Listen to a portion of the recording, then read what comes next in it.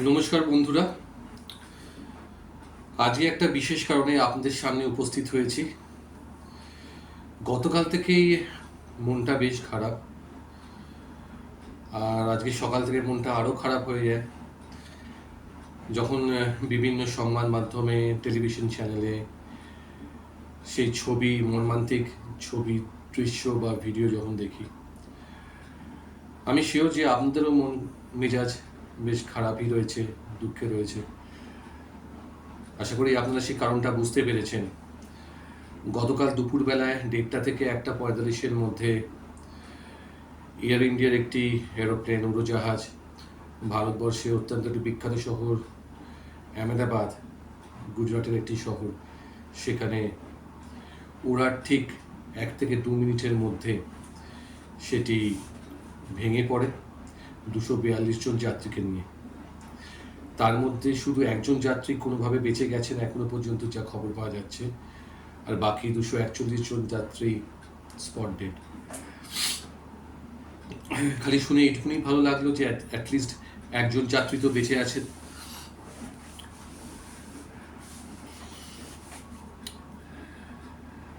শুধু এই যে 242 জন যাত্রীকে নিয়ে বিমানটি ভেঙে পড়েছে তা নয়, বিমানটি যেখানে পড়েছে সেই রানওয়ে থেকে ফ্লাই করার জাস্ট 15 কিলোমিটার দূরে একটি মেডিকেল কলেজের মেসে, মানে যেখানে ডক্টররা আপনার থাকে বা স্টুডেন্টরা থাকে, খাওয়া দাওয়া করে, সেখানে সেই সময় লাঞ্চ আওয়ার চলছিল বোধহয়, খাওয়া দাওয়া করছিল এবং তারা ছিল অনেকেই। তাই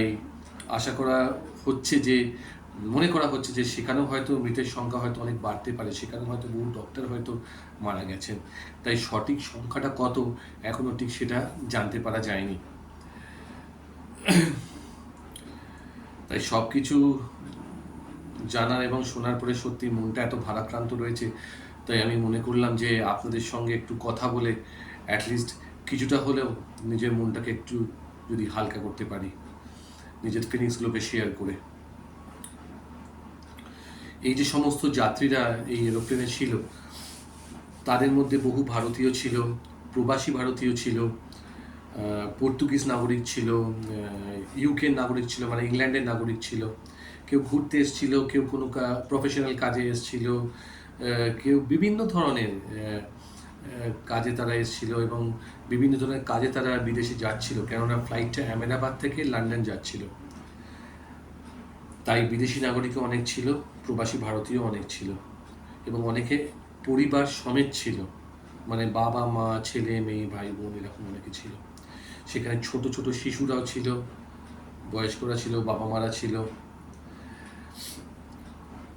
যেটা সব থেকে মর্মান্তিক হচ্ছে গিয়ে যে এদের মধ্যে অনেক যাত্রী, কেউ হয়তো সোশ্যাল নেটওয়ার্কিং সাইটে বিভিন্ন ভিডিও পোস্ট করেছেন জাস্ট এই প্লেনটা ক্র্যাশ হবার হয়তো কয়েক মিনিট আগে বা কিছুক্ষণ আগে।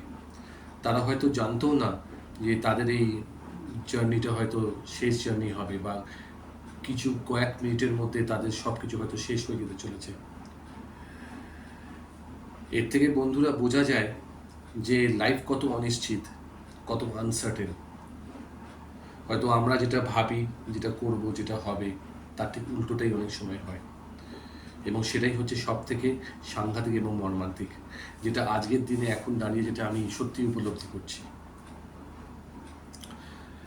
কিন্তু ওই বলে না, সময় থেমে থাকে না, পৃথিবী চলে নিজের তালে, সময়ও চলে নিজের তালে।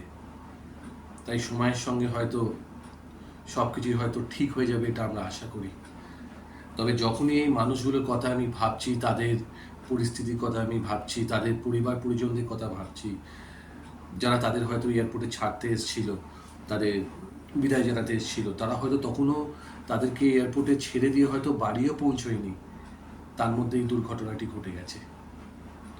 যে সমস্ত মেডিকেল কলেজের স্টুডেন্টরা সেইখানে উপস্থিত ছিল, খাচ্ছিল, লাঞ্চ করছিল, পড়াশোনা করছিল, তারা হয়তো ভাবেনি যে এরকম একটা হট করে একটা আঘাত তাদের মধ্যে পড়বে এবং তারা নিমিষের মধ্যে শেষ হয়ে যাবে। তাই না? ভাবলেই কেমন একটা অদ্ভুত লাগে, ভয়ঙ্কর লাগে, ভয় লাগে, আতঙ্কিত লাগে। আজকের দিনে দাঁড়িয়ে একটা সেন্টিমেন্ট হয়তো আমাদের ভারতবাসীদের মধ্যে হয়তো বিশেষভাবে জাগতে পারে যে গেলে আমরা কোথায় যাব এখন।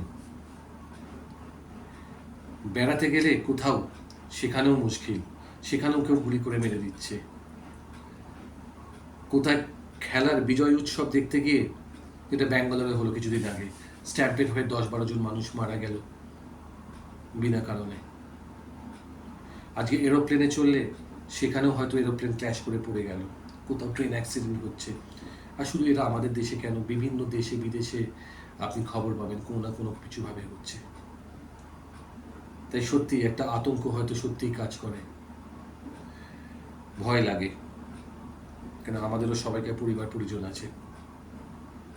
ভাবুন তো এই মানুষগুলোর পরিবারের কথা, তারা তো অনেকে চলে গেল, কেউ তাদের যারা পরিবার রয়েছে, বন্ধু বান্ধব রয়েছে, তাদের কথা ভাবুন তো।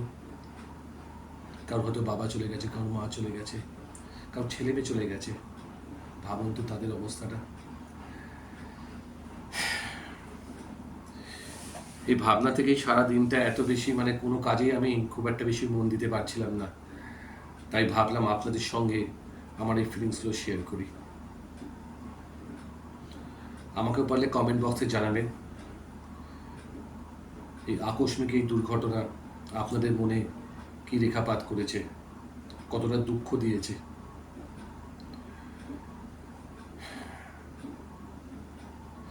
দেখুন, মানুষকে বেঁচে থাকতে হবে, মানুষকে চলতে হবে, মানুষকে এগিয়ে যেতে হবে, and that's on a positive note.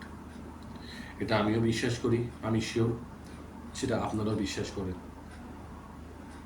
এইভাবেই দুনিয়া চলছে, এইভাবেই এগিয়ে চলছে।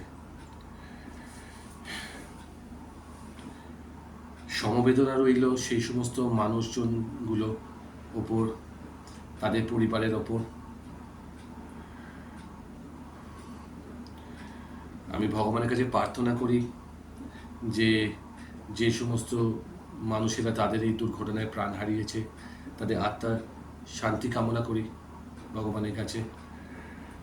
আর কামনা করি তাদের যারা পরিবার পরিজন, বন্ধু বান্ধব, কাছের লোকজন আছে, তাদেরকে ভগবানের কঠিন সময় থেকে বেরোনোর শক্তি এবং সাহস যোগান দিক বা প্রদান করুক।